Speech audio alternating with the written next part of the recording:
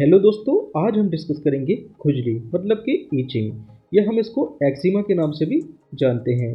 तो यहाँ पर बात करेंगे हम ईचिंग और इसके ट्रीटमेंट के बारे में। तो यहाँ पर एक्जिमा मतलब कि ईचिंग या इसको हम खुजली बोल देते हैं। तो ये क्यों होती है, किस कारण से होती है? ये होती है देखिए माइक्रो ऑर्गेनिज्म के कारण। माइक्रो ऑर्गेनिज्म जैसे कि बैक्टीरियल इन्फेक्शन हो गया या फंगल इन्फेक्शन हो गया या कोई पैरासाइट का इन्फेक्शन हो जाता है।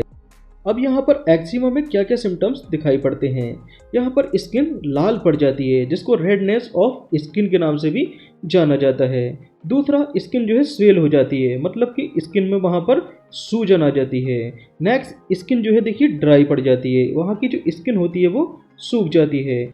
अब जिस जगह हम खुजलाते हैं उस जगह के पोर्शन को हम इरिटेट कर देते हैं। अब जैसे ही वो जगह इरिटेट होती है, अब वहाँ पर ब्लड का फ्लो जो होता है वो बढ़ जाता है, तो वहाँ की जो कैपिलरीज होती हैं वो रप्चर हो जाती हैं।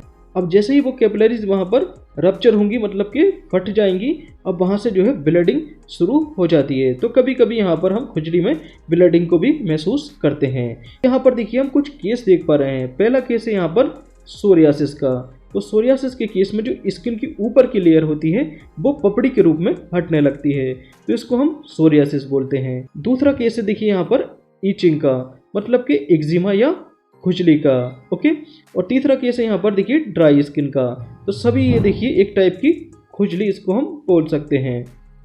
तो नेक्स्ट बात करेंगे हम फंगल इन्फेक्शन की। तो फंगल इन्फेक्शन के कारण स्किन में दाग बन जाते हैं जिसको हम रिंग बॉम के नाम से भी जानते हैं।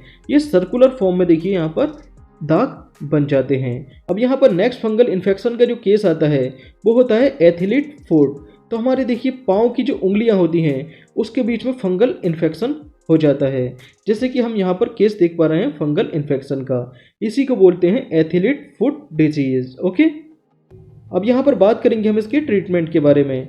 अगर स्किन पर फंगस द्वारा अगर खुजली होती है मतलब कि ईचिंग होती है तो वहाँ पर एंटी फंगल क्रीम का यूज़ किया जाता है।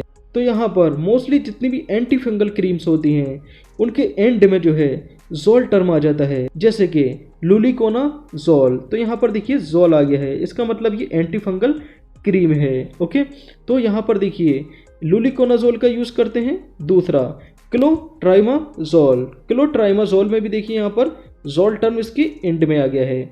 उसके बाद नेक क्रीम आती है कैंडिड बी। तो कैंडिड बी में देखिए जो केमिकल कंपोजिशन होता है वो होता है क्लोट्राइमाजोल। देखिए क्लोट्राइमाजोल में भी यहाँ पर जोल है। दूसरा बैक्लोमेथासोन।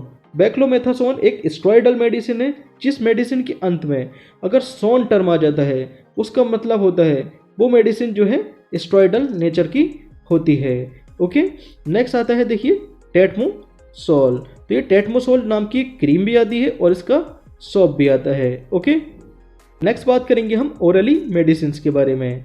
तो अगर देखिए खुजली वाला मतलब कि ईचिंग वाला केस होता है तो यहाँ पर एबल 25 मेडिसिन का यूज़ किया जाता है। तो ये टेबलेट जो कि एक एंटी हिस्टामिन ड्रग होती है, मतलब कि एंटी एलर्जिक ड्रग होती है।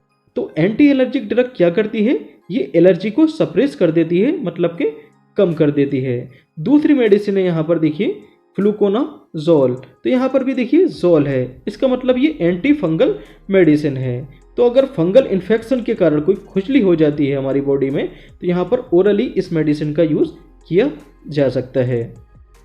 अब यहाँ पर नेक्स्ट बात करेंगे हम लोशंस के बारे में। तो पहला लोशन है कैलामाइन लोशन, दूसरा है कैलाड्रिल लोशन। तो जिस एरिया या जिस पोर्शन में जो है खुजली होती है तो इस लोशन को वहाँ पर लगा लिया जाता है। Okay, thank you.